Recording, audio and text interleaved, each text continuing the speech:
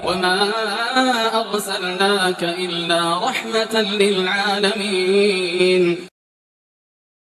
Bab selanjutnya atau poin selanjutnya, keuntungan siapa yang nanggung? Keuntungan bagi siapa menanggung keuntungan, bagi siapa yang menanggung rugi. Artinya gini, kalau kamu pengen dapat untung, kamu harus siap rugi. Itu hukum asalnya. Karena apa? Karena orang yang main riba itu nggak mau rugi, pengennya untung tok. Nggak ada rugi dalam kamu saya, adanya untung. Caranya gimana? Duitnya dikeluarkan, diutang-utangnya ke orang, kemudian dia berharap lebih. Ya. Maka kaidahnya adalah keuntungan yang adalah milik orang yang siap rugi. Jadi kalau menikah pun misalnya gitu, kalau ini diserempet ke yang lain, ya, maka menikah pun karena kamu siap bahagia, maka kamu juga harus siap menderita. Bisa menderita itu apa? Ya berjuang gitu loh. Mosok pengen sing enak-enak tok gitu, padahal apa? Saenak-enak wong nikah gitu. Habis malam pertama ya tetap luwe gitu, tetap ngelak gitu loh. Artinya apa ya? Seorang suami ya tetap harus kerja gitu. Gak enak ceritanya pengennya mau gawe anak tok gitu, tapi gak gelem ngopeni anaknya itu luar biasa. Ya ada orang model kayak gitu tuh ada, cuman itu nggak bener gitu loh. Itu nggak bener, khusus untuk laki-laki itu nggak pas gitu. Yang pas ya karena pengen dua anak, pengen dua bojo ya nek dua anak di bojo ya diuri-uri, diopeni gitu. Jangan kemudian disia-siakan. Maka ini dalam berdagang juga gitu. Kalau kamu pengen untung ya kamu harus siap rugi. Makanya dalam bisnis itu kemungkinannya ya cuma dua. Nek ra untung rugi. Loh, bakbo ya enek to Mas gitu. Belum tentu. Karena walaupun itu kemudian kamu bakbo itu kan, maka hakikatnya kamu sudah rugi. Rugi apa? Rugi waktu, rugi tenaga, rugi pikiran gitu loh. Ya, hakikatnya kamu rugi. Oleh karena itu maka pilihannya cuma dua. Kalau nggak untung ya rugi. Akhirat juga sama. Kalau nggak surga neraka udah. Gitu kan. Ya. Orang kafir berharap surga, nah mungkin gitu kan. Sehingga apa? Ya pasti neraka udah. Nah, orang Islam berharap surga, ya itu tempatnya memang gitu. Tapi ada yang masuk neraka lah, iya lah nggak bertakwa. Orang Islam mendem kan juga ada. Orang Islam nggak sholat kan ada. Orang Islam males melakukan hal-hal yang baik-baik kan ada. Nah, karena itu maka yang harus kita pahami, ketika kita pengen untung besar, maka ya bukalah bisnismu itu gitu. Ora bisnis, ora dagang, nggak kerja, tapi pengen untung besar, pengen duit banyak, ya, duit dari mana? Kecuali emang kita anaknya orang kaya lah mungkin. Ya karena itu ini kaidah ini dalam banget loh maknanya. Ya, al kharaju biddoman. Keuntungan adalah imbalan bagi orang yang kemudian siap mengalami kerugian. Maka siapa yang berani menanggung resiko rugi, maka dialah yang berhak mendapat keuntungan. Dalam kasus mudharabah bagi hasil misalnya, jika pelaku usaha rugi karena gagal usaha, maka si pemodal juga harus menanggung kerugiannya.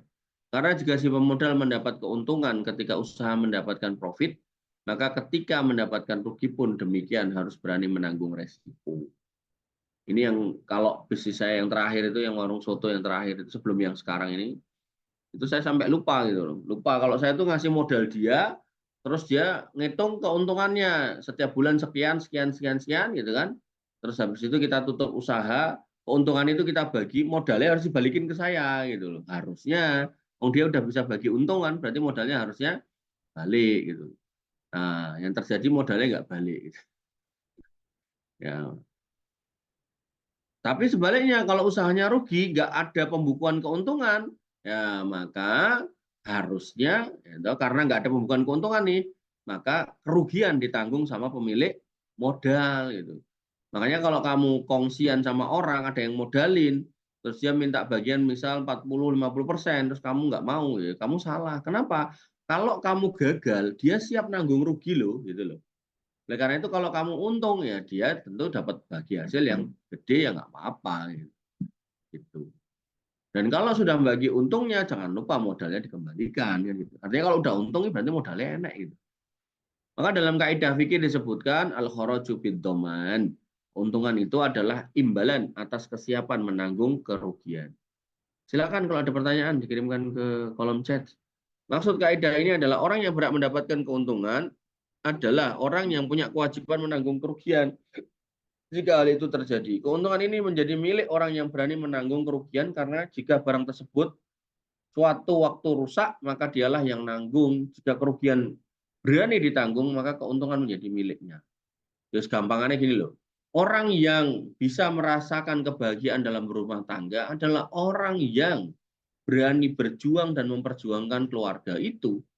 Tapi nek nggak mau berjuang, males-malesan, terus pengennya hidup bahagia di dalam rumah tangga, itu ngimpi gitu. Ya. Karena apa? Karena ya tadi itu saya bilang gitu. Bangun tidur orang kadang tuh lapar, gitu, haus, mosok di rumah nggak ada makanan nggak, mesti nanti berantem gitu. Nah, oleh karena itu maka yang harus kita pahami, berjuang itu adalah sebuah fondasi kehidupan seorang Muslim, harus ada. Ya, kamu pengen pinter, nggak mau berjuang sekolah yang ngimpi gitu loh. Kamu pengen apa namanya, nggak kayak orang-orang yang susah itu kita pengen hidup santai enak, tapi nggak mau memperjuangkan apa namanya hidupmu, ya itu ya aneh juga, nggak mungkin. Dalil kaidah ini yaitu dari hadis Nabi SAW dari Aisyah radhiallahu anha, anna rajulan ibta'a gulaman, ada seorang laki-laki yang membeli seorang budak. Gulam ini artinya budak. Iya, budak laki-laki, anak kecil ya bisa, pemuda ya bisa. Fa'aqama indahu masyaallahu ayyukima. Budak tersebut kemudian tinggal selama beberapa waktu bersamanya. Tsumma wajada bihi aiban, dia temukan ada aib pada diri budak tadi.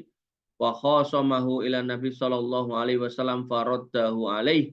Kemudian ya pembeli tadi mengadukan budak tersebut kepada Nabi sallallahu alaihi wasallam dan memutuskan agar budak itu dikembalikan. Faqala rajul, laki-laki itu kemudian mengatakan, "Ya Rasulullah, wahai Rasulullah, qad istaghalla gulami." Budak ini telah apa namanya? Aku telah mempekerjakan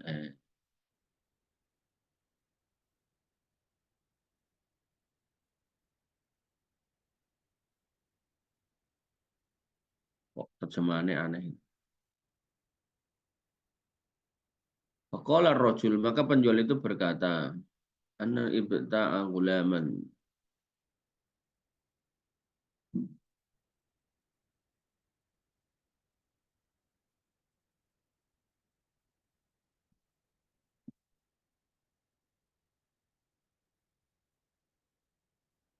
Wa khasama sallallahu alaihi wasallam faradahu alaih. Kemudian budak itu dikembalikan. Waqala rajul, maka laki-laki itu mengatakan, ya Rasulullah qad istaghalla gulami. Oh, pedagangnya mengatakan ke Nabi SAW, apakah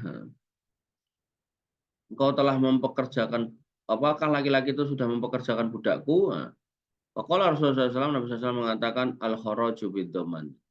Keuntungan adalah imbalan atas kerugian. Di hadis ya, ini hadis al-kharaju bid-dhaman.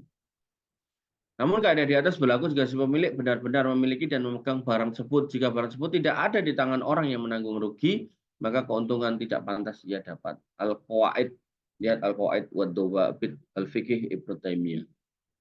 Rasulullah Ibnu Taimiyah mengatakan, ad-dhamanu bil kharat fa inna ma huwa fiha utuqifa milkan wa yadan.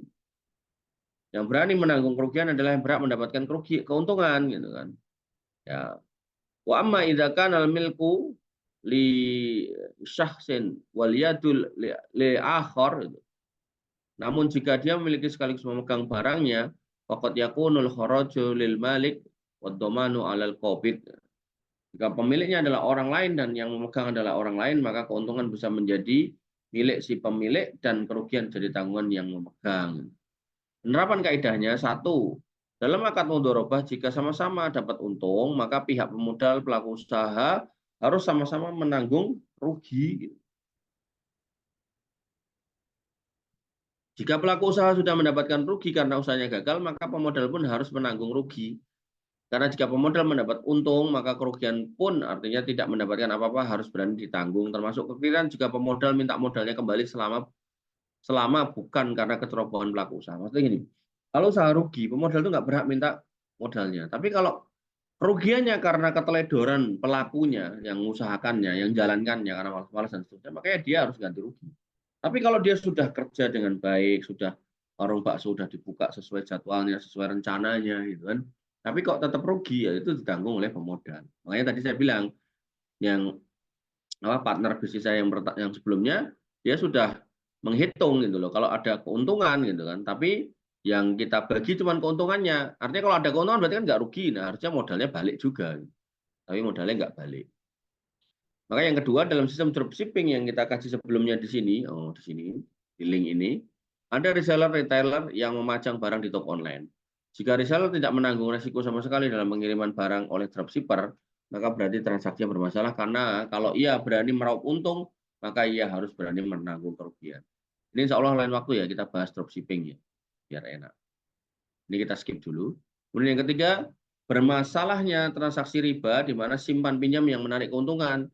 Jika pihak kreditur yang ngasih utangan gitu kan, dalam posisi aman, hanya mau ingin uangnya kembali tanpa mau menanggung resiko karena boleh jadi yang minjam uang adalah orang yang susah, maka berarti ini adalah masalah. Ya, kalau orang cuma pengen duitnya balik kemudian ada tambahannya, maka ini paling nggak minimal dia dolim gitu. Ya, lebih parah lagi riba. Gitu. Karena kalau ia ingin uangnya kembali, maka ia pun harus berani menanggung resiko. Jadi untuk bisa ada tambahan, maka uangnya harus diputar. Ketika diputar, maka dia harus siap menanggung resiko. Gitu. Nah, yaitu apa? Resikonya ya resiko kerugian.